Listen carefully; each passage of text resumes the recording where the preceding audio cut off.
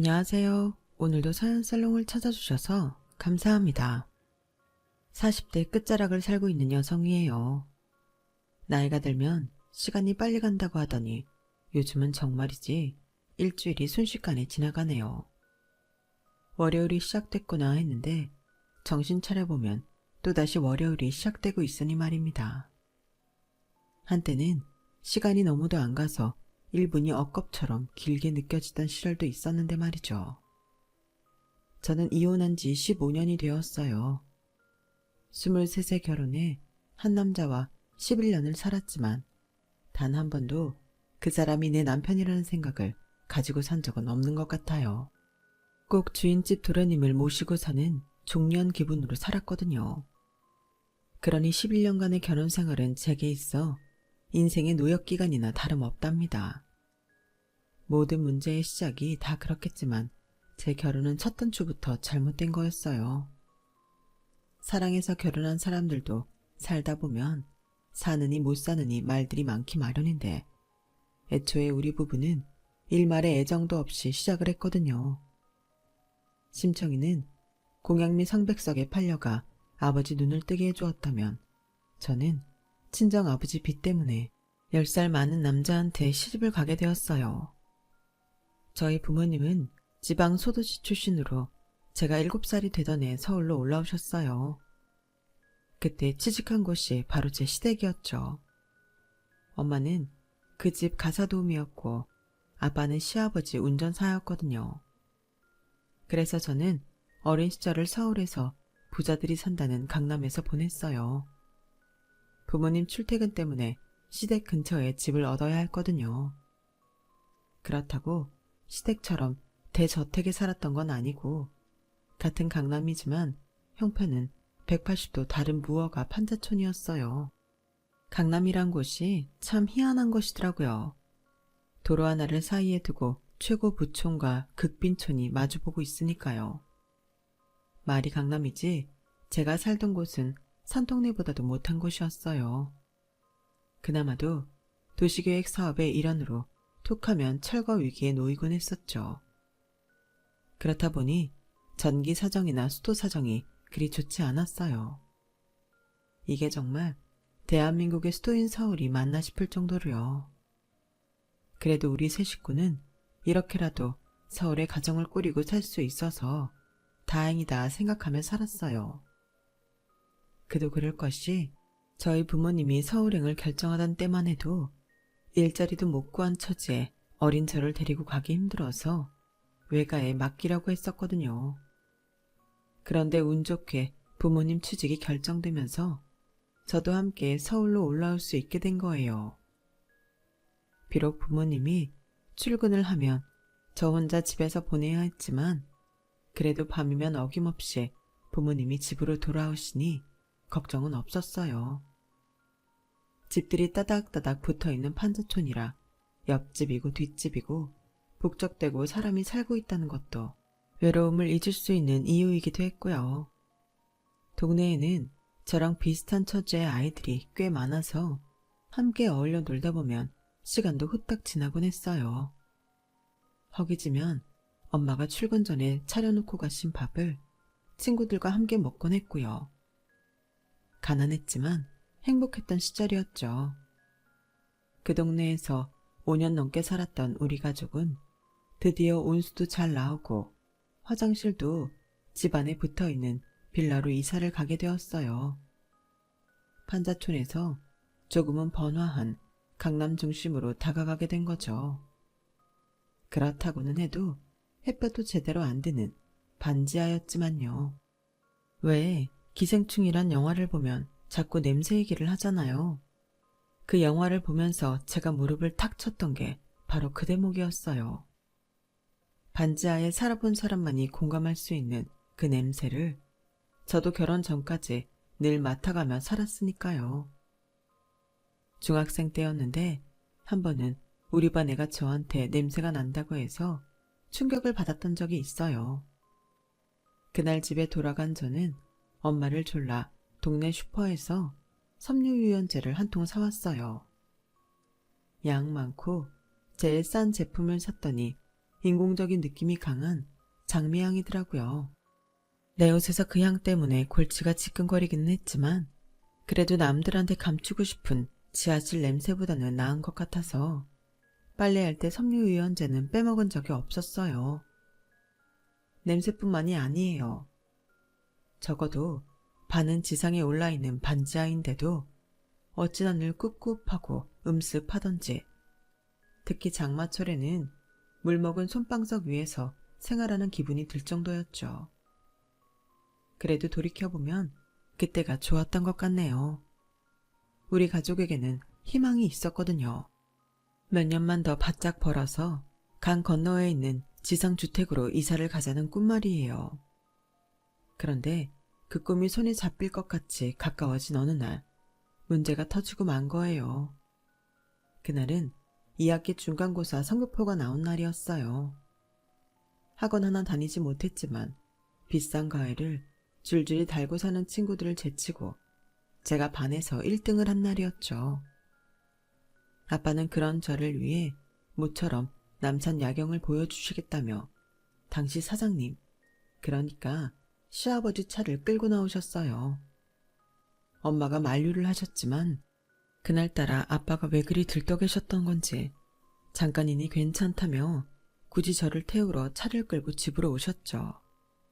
서울에 올라온 지는 꽤 됐지만 바쁜 부모님 때문에 한 번도 서울 구경을 제대로 해본 적이 없던 저는 아빠가 끌고 온 멋진 수입차를 타고 남산타워도 가보고 근처 돈가스집에서 내 얼굴보다 더 큰 돈가스도 먹을 수 있었어요.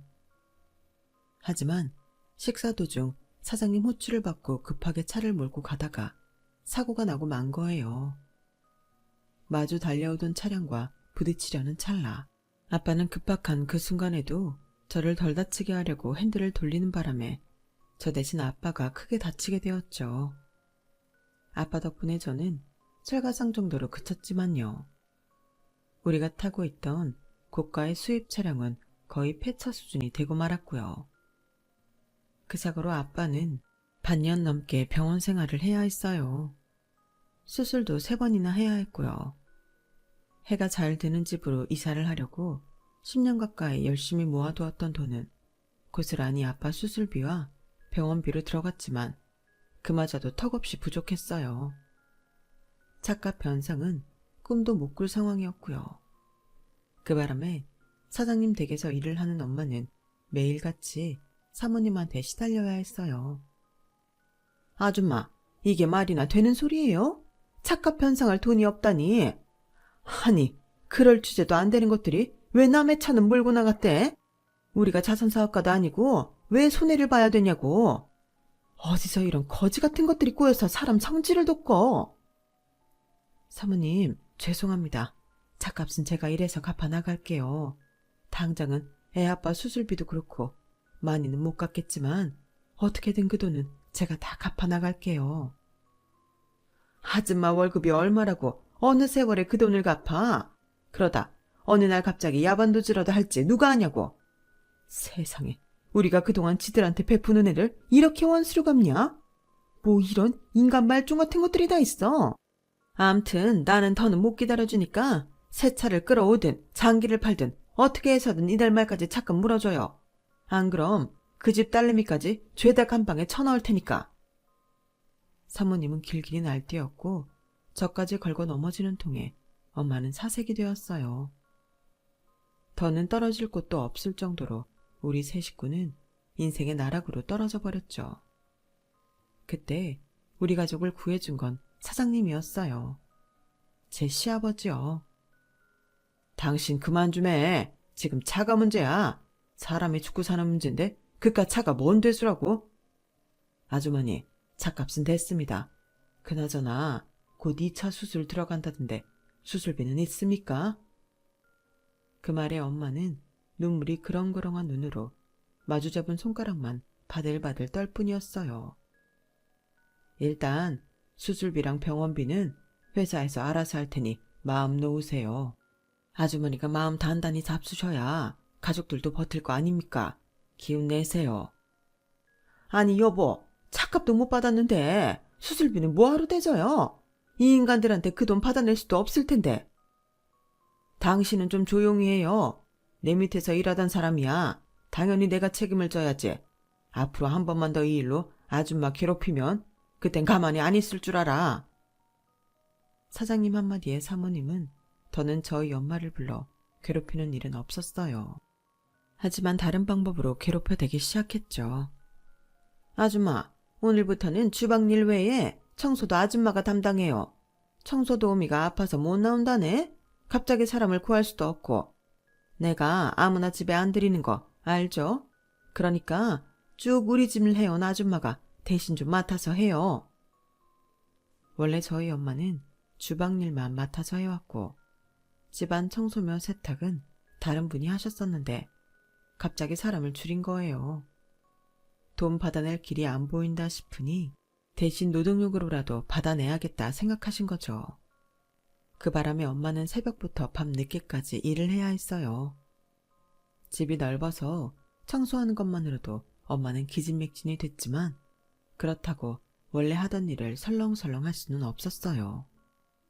손걸레를 들고 선반은 물론 난간 구석까지 꼼꼼히 쓸고 닦아댔죠. 엄마가 그렇게 억척을 떨며 청소를 할 때마다 이제는 아들한테 정권을 넘겨주고 뒷방 늙은이로 살고 계시던 노할머니가 그 모습을 말없이 지켜보셨더랬나 봐요. 상대해주는 가족이 없어 적적해 그러시나 했는데 하루는 휠체어에 앉아 청소를 하는 엄마를 물끄러미 바라보며 그러시더래요. 아주머니는 일당이 얼마나 됩니까? 한 기백은 받나요? 네, 일당이 그렇게 비싼 가사도우미가 어디 있나요? 월급이면 몰라도. 그래서 하는 말입니다. 요즘엔 정직하고 성실한 사람을 미련하다고 한답디다. 자기 집 일을 열심히 해주는 사람한테 고맙다는 인사는 못할 망정 빈정거리기나 하는 노할머니 때문에 엄마는 마음이 더 상하게 되었어요. 물론 나중에는 노할머니의 본심을 알고 많이 놀라긴 했지만요. 엄마는 과중한 업무로 인해 매일 밤 초조감이 돼서 집에 돌아왔어요. 그런 엄마를 두고 볼 수 없었던 저는 주말마다 엄마를 따라가 대신 청소일을 돕곤 했어요. 아빠가 병원에서 퇴원해 집으로 돌아온 뒤에도 저는 엄마를 도와 사장님 댁일을 거들곤 했죠. 어차피 우리 형편에 대학은 꿈도 못 꿀 상황이라서 공부도 그만둘 결심을 한참이었거든요. 어떻게든 한 푼이라도 빨리 갚고 이 집을 나가는 게 급선무였으니까요. 그러던 어느 주말 모처럼 집에 계시던 사장님이 저를 보신 거예요. 네가 김 기사가 그렇게 자랑하던 딸이구나. 공부를 곧잘 한다며? 저는 그저 고개만 조아리고 있었어요. 자식으로서 엄마 일을 돕는 건 기특하지만 이제 곧 고3이 될 텐데 이럴 시간이 있니? 친구들은 한창 학원에 가 있을 시간인데. 어차피 저는 대학에 안 갈 거니까요. 저희 형편의 대학은 사치거든요. 자신이 없는 건 아니고? 그건 아니에요. 지금까지 학원 한 번 안 다니고도 1등 놓친 적 없어요. 대학을 안 가겠다는 건 못해서가 아니라 제 의지에 따른 결정이에요. 그 말에 사장님은 빙그레 웃으시더니 그러시더라고요. 그럼 증명해봐라. 네가 네 실력으로 명문대에 들어간다면 4년 내내 네 등록금은 내가 주마. 어때? 한번 해보겠니? 솔직히 그 말이 믿기지 않았어요.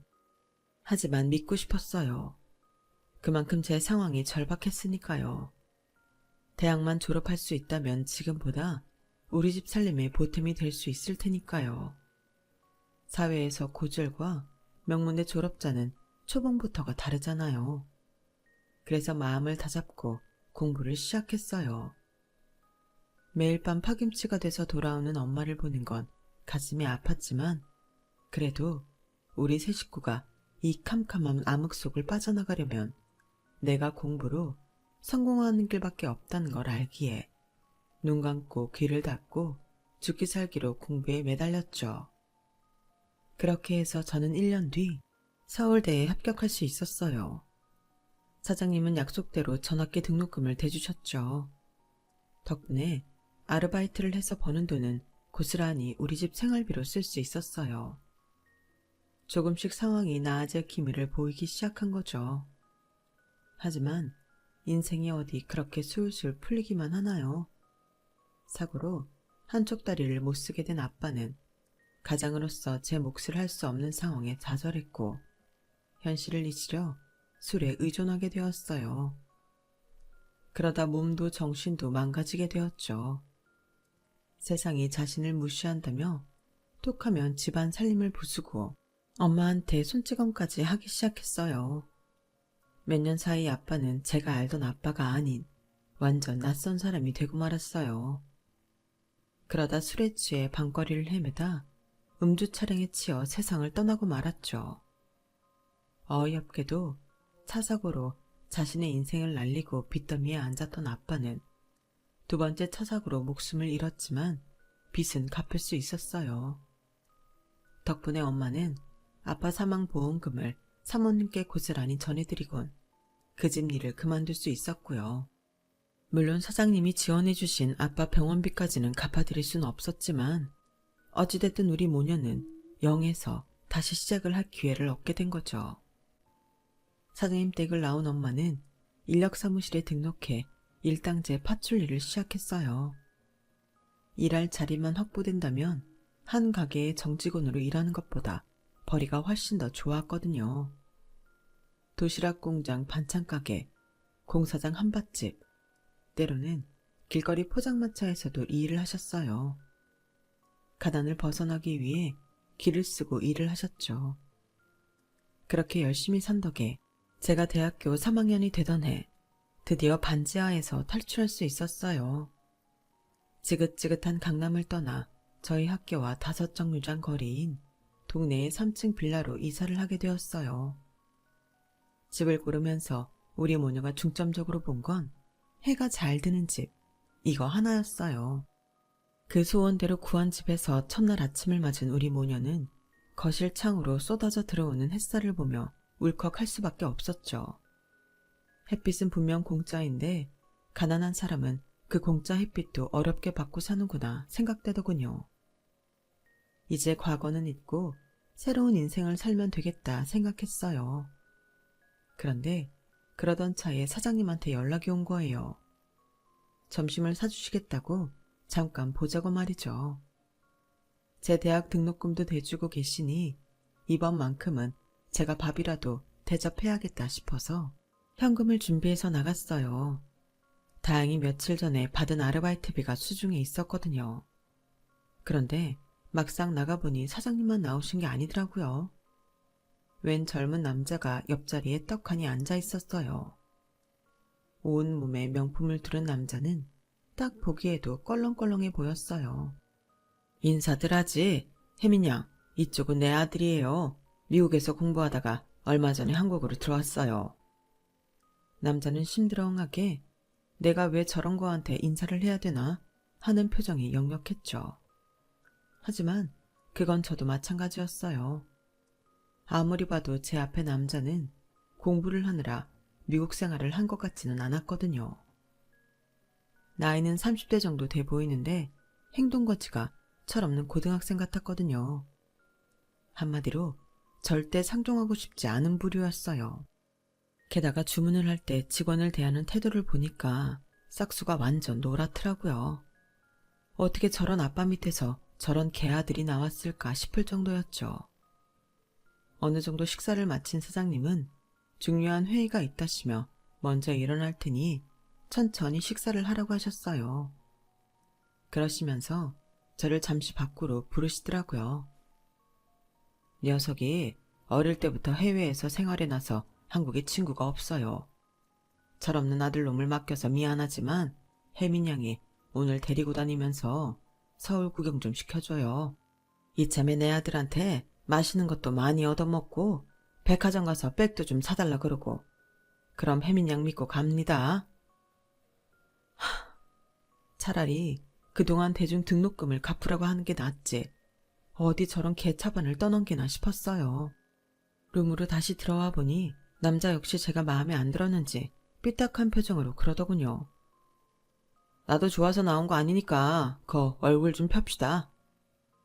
그러면 거절하시지. 이 자리에 왜 나왔어요?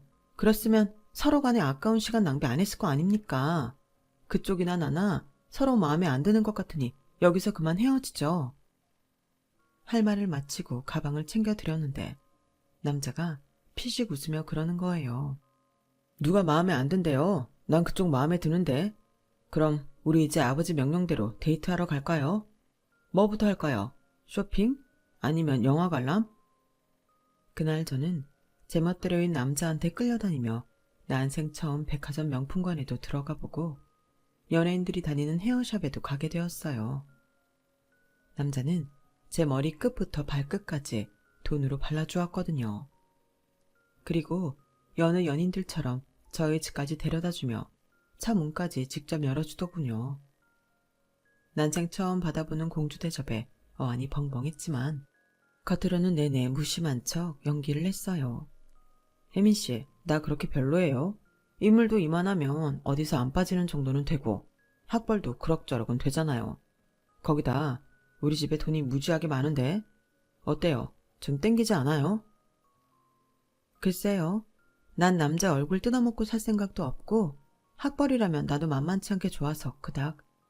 재력은 졸업해서 내 손으로 차차 만들어갈 생각이고요. 그러니 그쪽이 조건이 그리 매력적이지는 않네요. 오늘 감사했습니다. 조심히 가세요. 다시 볼 일 없을 거라는 생각에 평소와 달리 예의 없게 굴었어요. 그런데 남자는 제 이런 모습에 호기심을 느꼈던 모양이에요. 다음 날부터 수시로 전화를 해대기 시작했거든요. 그래도 거절을 하자 급기야 학교까지 찾아왔더라고요. 제 수강 과목은 어떻게 알았는지 번번이 강의실 앞에 떡하니 버티고 서 있는데 사람 미치고 팔딱 뛰겠더라고요. 그래서 남자 소원대로 딱 3번만 만나보기로 했어요. 연애 경험이 전무한 채 학교와 아르바이트밖에 모르고 살았던 저와는 달리 연애 경험이 많았던 남자한테 저는 손쉬운 먹잇감이었을 거예요. 지금 생각해도 그쪽으로는 제가 참 순진했거든요. 저보다 10살이 많았던 남자는 하는 짓을 보면 갓 20살 먹은 사회초년생 같았어요. 세상 물정 모르고 그저 풍족하게만 자라서 지 하고 싶은 거 하고 사는 것밖에 모르는 사람이었거든요. 그래서 볼 때마다 물가에 내놓은 아이 같다는 생각을 하곤 했어요. 제가 이러니 사장님은 오죽하셨겠어요. 하나뿐인 아들이 이러니 그 많은 재산을 지켜내기 위해서라도 당신 아들 짝으로 세상 물정도 알고 비바람도 맞아본 사람이 필요했던 거겠죠. 그리고 마침 사장님 눈에 들어온 사람이 저였을 테고요. 남편은 내가 자기랑 결혼을 결심한 게 3번의 데이트 때문이라고 생각할지 모르지만 솔직히 절대 아니에요. 저는 남편한테 이성적으로 끌린 적이 없거든요.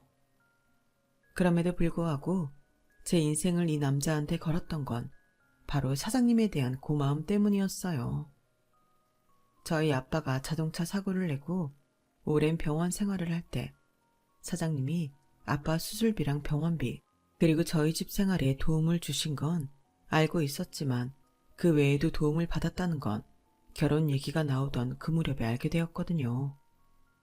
2번째 데이트를 마치고 집에 돌아와 엄마한테 그런 얘기를 했어요. 엄마, 그 집 사람들 도대체 나한테 왜 이래?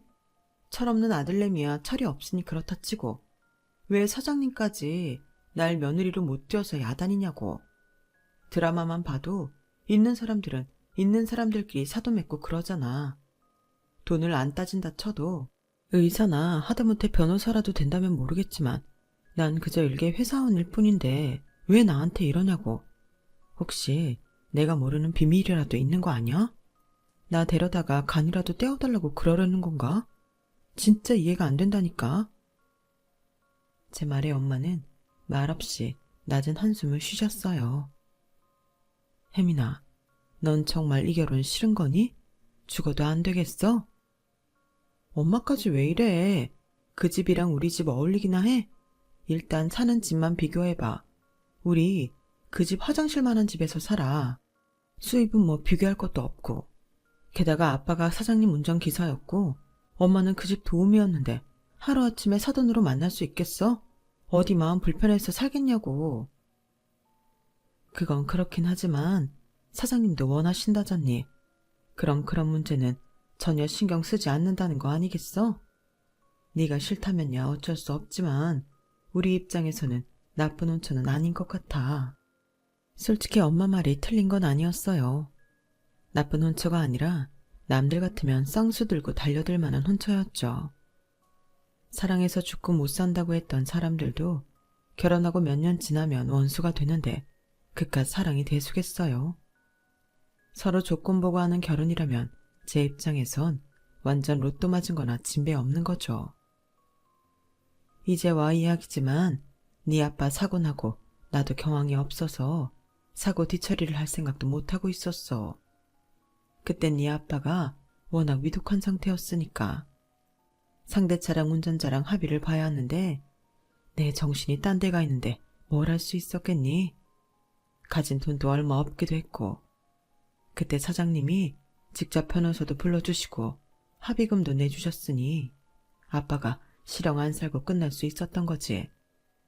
그간 너한테 미주알 고주알 말하진 않았지만 네 아빠 세상 뜰 때도 사장님이 변호사 보내서 가해자 측이랑 합의금 협상도 해주고 보험금까지 받아주셨어. 내가 나섰으면 그렇게 많은 돈 받을 수도 없었을걸? 늘 그렇게 우리 집 일에 신경 써주셨는데 무조건 싫다고만 하는 게 엄마는 마음에 걸린다. 엄마 말을 듣고 보니 그간 너무 우리 입속만 빼먹은 게 아닌가 싶었어요. 그래서 진지하게 이 결혼에 대해 생각해 보게 되었죠. 그렇게 내린 결론은 결혼을 하는 거였어요. 제 결정에 사장님은 무척이나 기뻐하시더군요. 남편감 역시 그랬고요. 다만 사모님은 하늘이 무너지는 심정이셨던가 봐요.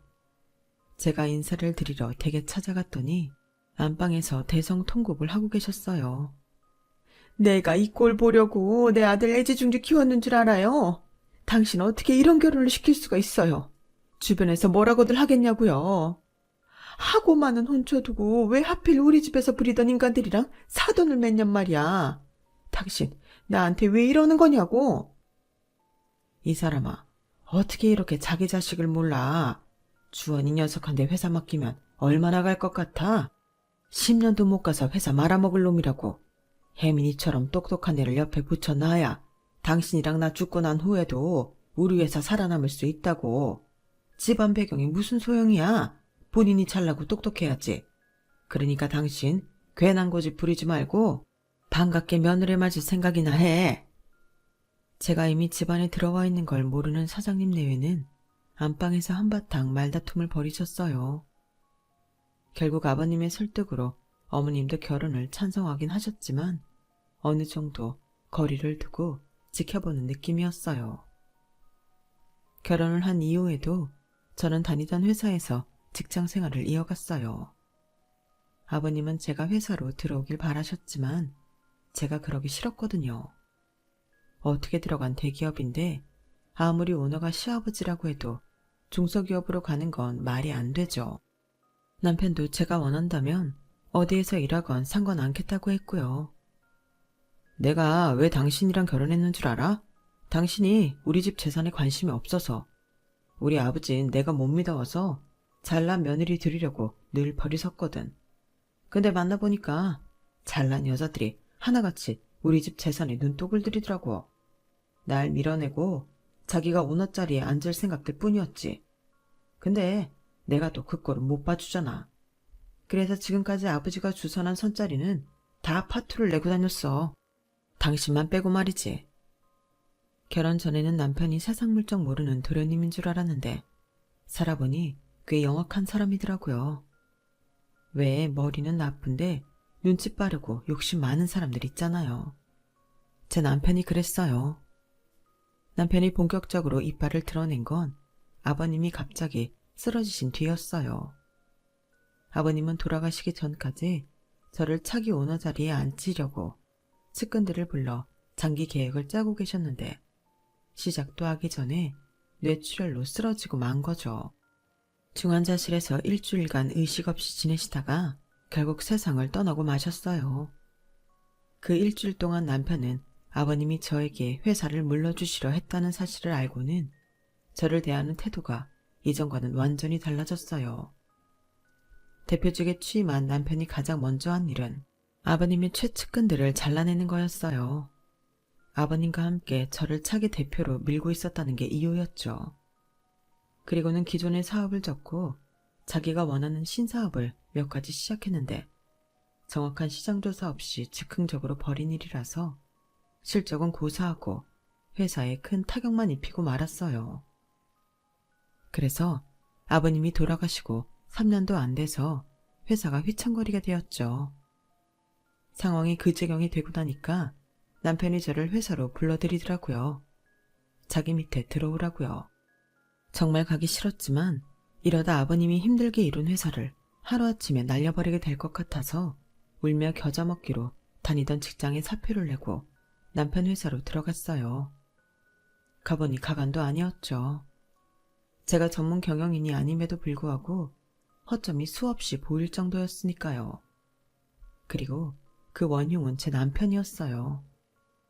자기 기분에 따라 사업만 버려놓고 책임을 지지 않으니 뭔들 잘 되겠어요. 게다가 시어머니는 호랑이 없는 굴에 여우가 왕노릇한다고 툭 하면 회사에 오셔서 어찌나 훈수를 두시는지 몰라요. 안 그래도 눈에 가시였던 저를 집에서는 물론이고 회사에서도 엄청 기죽이려고 노력하셨죠. 넌 잘난 것도 없는 애가 남편 내조나 할 일이지 뭐 한다고 회사에 나와 자리를 차지하고 있어? 니깎게 알면 뭘 한다고. 너 회사에 나오고부터 회사 꼴 엉망된 거 안 보이니? 오죽하면 내가 평생 오지 않던 회사까지 찾아왔겠니? 어머님, 지금 겪고 있는 회사 위기는 저 때문이 아니에요. 저는 그걸 수습하려고 들어온 거라고요. 이게 뭘 잘했다고 고개 빳빳이 들고 대들어? 그럼 내가 없는 말 지어하겠니? 나는 니만 못해서 그동안 남편 뒤에서 내조만 하고 살았는 줄 아니? 어디서 건방을 떨어? 잔말 말고 괜히 내 아들 앞길에 눕기치지 말고 집에 들어앉아 애나 가질 생각을 해. 결혼한 지 10년이 넘었는데 어쩜 애 가질 생각을 안 해. 어머님, 애 문제는 여기서 이러지 마시고 그이한테 말씀하세요. 왜 집안일을 회사까지 끌고 나오세요? 애 문제도 그래요. 저도 애 갖고 싶었죠. 근데 남편이 애라면 질색을 하는 걸 어쩌겠어요. 그런데도 어머님은 늘 모든 걸 제 탓으로 넘기셨죠. 또 남의 탓이지. 넌 항상 그런 식이더라. 집에서도 안 들어쳐먹으니 내가 회사까지 쫓아나와 이러는 거잖아. 네가 사람이라면 이러면 안 된다. 그동안 우리가 거지 가서 니네 친정 한두 푼 도와줬니? 장장 5년이나 네 친정 식구들 병원비며 생활비까지 대줬어. 그런데 어떻게 은혜 갚을 생각은 않고 남의 집 대까지 끊으려 들어? 아, 머리야. 하여간 넌 정말이지 마음에 드는 구석이 하나도 없어. 아, 그놈의 연금만 아니었으면 이런 건 집에 들이는 게 아니었는데. 일부러 회사 직원들 다 보는 앞에서 창피를 주는 시어머니 때문에 회사를 옮길까 하는 생각도 수없이 했지만 그래도 아버님과의 정을 생각해 꾹 참았어요. 그렇게 11년을 버텼는데 돌아온 건 남편과 시어머니의 배신뿐이었죠. 연로하신 시할머니가 위독하시다는 연락을 받고 병원으로 달려갔더니 병실에 저희 엄마가 와 계시더라고요. 정확히는 간병인 대신 엄마가 시할머니를 간병하고 계시더라고요. 엄마가 여기에 왜 있어? 그동안 일하느라 바쁘다던 게 여기 와 있느나 그랬던 거야? 말 좀 해봐. 도대체 엄마가 왜 여기 있냐고. 목소리 낮춰. 할머니 들으셔. 그 얘기 나중에 하고 일단 할머님 상태나 지켜보자. 근데 네 시어머니고 남편이고 어째 코빼기도 안 비춘다니. 집안 어른이 위독하시다는데. 저는 바쁘다는 핑계로 서너 달에 한 번 겨우 얼굴만 비추고 가는 처지라서 그간 시할머니 간병을 누가 맡고 있는지는 잘 몰랐어요. 핑계 같지만 매번 시어머님이 자신이 알아서 할 테니 신경 쓰지 말라는 말만 믿고 있었으니까요. 그런데 우리 엄마가 병상을 지키고 있었다니 기가 막힐 노릇이었죠. 아흔이 훌쩍 넘으신 시할머니는 폐렴 증세가 악화되어 결국 세상을 떠나시고 말았어요. 남편과 시어머니는 저를 통해 부고를 전해 듣고서야 병원에 나타나셨더라고요. 시할머니 장례를 치르고 하루 꼬박 잠을 잔 저는 친정에 달려가 엄마한테 자초지종을 물었어요. 그랬더니 기가 막히게도 저희 엄마를 병원에 보낸 게 시어머니였더라고요. 뭐? 어머님이 엄마 보고 할머니 병수발을 하라고 그랬다고? 진짜 웃기는 사람이네. 자기가 며느리지 엄마가 며느리야? 아니, 그러란다고 엄마는 그걸 또 했어? 나한테 말을 하지 그랬어. 네 시어머니가 시켜서 한 것만은 아니야. 나도 안 내켰으면 안 했지. 너희 시할머니께서 나한테 잘해주셨거든. 내가 그 집에서 일할 때는 그렇게 뚱하게 보시더니 나 일 그만둔다니까 그제야 속내를 드러내시더라. 엄마가 일하는 반찬가게 있잖아. 그거 실은 네 시할머니가 차려주신 거야. 네 시어머니랑 정서방한테는 비밀로 하라고 하셔서 그간 남의 가게인 것처럼 속여왔던 거고. 그 가게 해주시면서 그러시더라. 요즘엔 정직하고 성실한 사람을 미련하다고 하지만 하늘은 그 미련한 사람한테 복을 내려주는 법이라고. 내 집에서 열심히 일해준 보너스다 생각하고 당당하게 받으라고. 꼬장꼬장한 양반이다 생각했는데 속이 깊은 분이시더라. 그래서 네 시어머니한테 전화 왔을 때 군소리 않고 병수발 하기로 했던 거야. 자식 앞에서 보내고 외롭게 병원에 계시는 분 가는 날까지 곁에서 지켜드리려고. 엄마 마음은 잘 알겠지만 그래도 시어머니가 한 짓은 용서가 안 되더라고요. 그래서 그 길로 시댁에 찾아갔어요. 갔더니 남편이 와 있더라고요. 차라리 잘 됐다 싶었죠. 자기 엄마가 어떤 사람인지 이참에 똑똑히 알려줘야겠다 생각했거든요. 그랬는데 글쎄 제 얘기를 다 들은 남편이 별거 아니라는 듯 이러는 거예요. 그간 우리 집에서 잘 벌어먹고 사셨잖아. 네 아버지도 그렇고 니네 엄마도 그렇고. 그랬으면 그 정도 해줄 수 있는 거 아니야? 게다가 남도 아니고 사돈지간인데 뭐가 문제란 거야? 뭐? 당신 그걸 말이라고 해? 우리 부모님이 여기서 놀면서 돈 받아가셨어? 월급 받는 만큼 죽어라 일하셨다고. 받는 만큼만 하셨는 줄 알아? 우리 아빠 차 사고 낸 거 죄송해서 우리 엄마가 두 사람 목일하며 지냈다고. 오죽하면 학생인 내가 주말마다 따라와서 일을 거들었겠어? 아무리 팔은 안으로 굽는다지만 당신 이러는 거 아니야. 얘, 너 어디서 남편한테 큰 소리냐? 네가 이러니까 집이고 회사고 될 일도 안 되는 거잖아. 하여간 출신은 못 속인다고? 근본 없는 집구석에서 자란 네가 예의라고 알고 살겠니?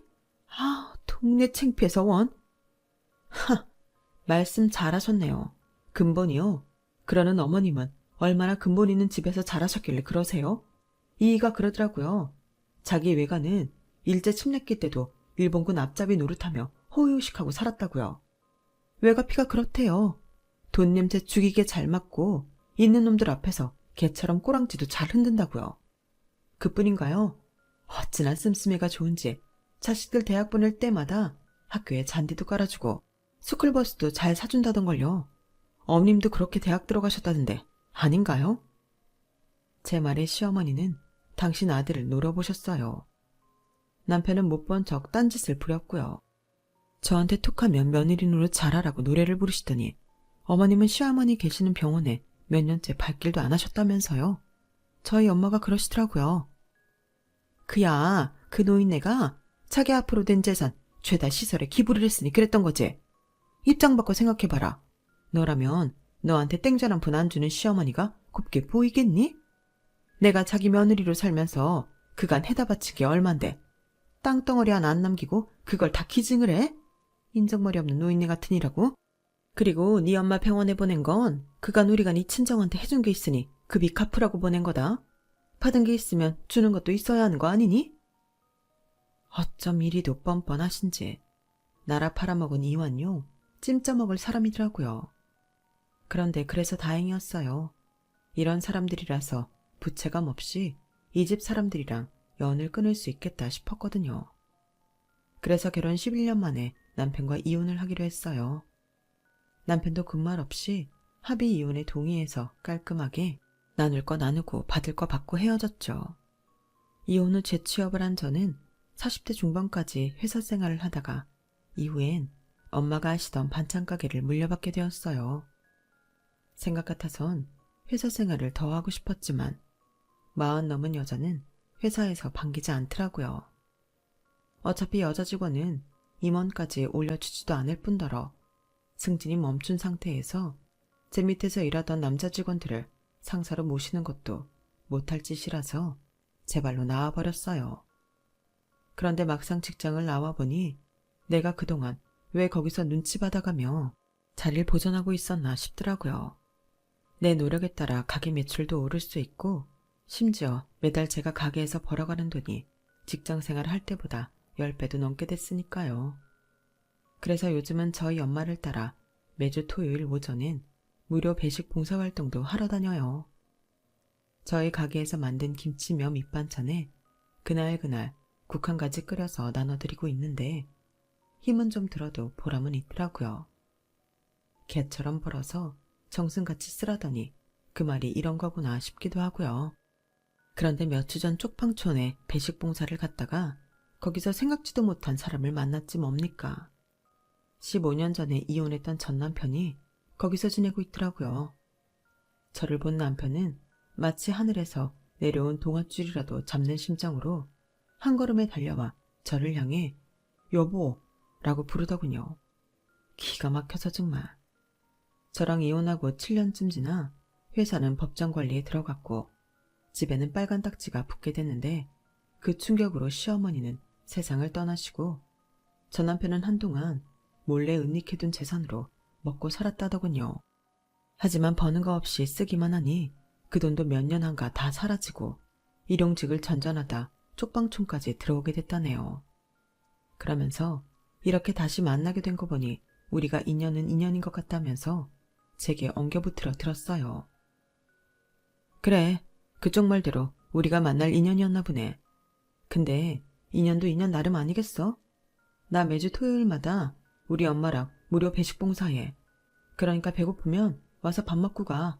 우리 인연은 딱 거기까지니까 헛된 꿈 꾸지 말고. 그나마도 내가 그쪽한테 이런 아량을 베푸는 건 돌아가신 아버님과 시할머니한테 받은 은혜 때문이라는 것만 알아둬. 그러니까 밥술 뜰 때 마음속으로 아버님 할머니께 감사 인사나 하라고. 알아들었으면 저리 가. 나 바쁜 사람이니까.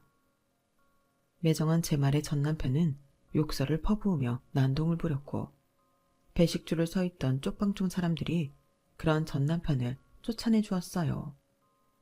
세월이 지나도 어쩌면 그놈의 성격은 안 변하는지 참 안 됐더라고요. 판자촌과 반지하 월세집에서 어린 시절을 보냈던 저는 지금 이렇게 어려운 사람들과 나누며 살아가고 있어요. 사람 인생 모르는 거라고 하잖아요. 지금 당장 사는 게 힘들지라도 평생 그렇게 살란 법은 없는 거예요. 저만 봐도 그렇잖아요. 그러니 용기 잃지 마시고 오늘 하루도 잘 버텨보자고요. 지금까지 제 사연을 들어주셔서 감사합니다. 건강이 최고죠. 건강하시고 행복하세요. 여러분, 사연 댓글에 응원과 현명한 조언 부탁드려요. 좋아요와 구독은 저에게 큰 힘이 됩니다.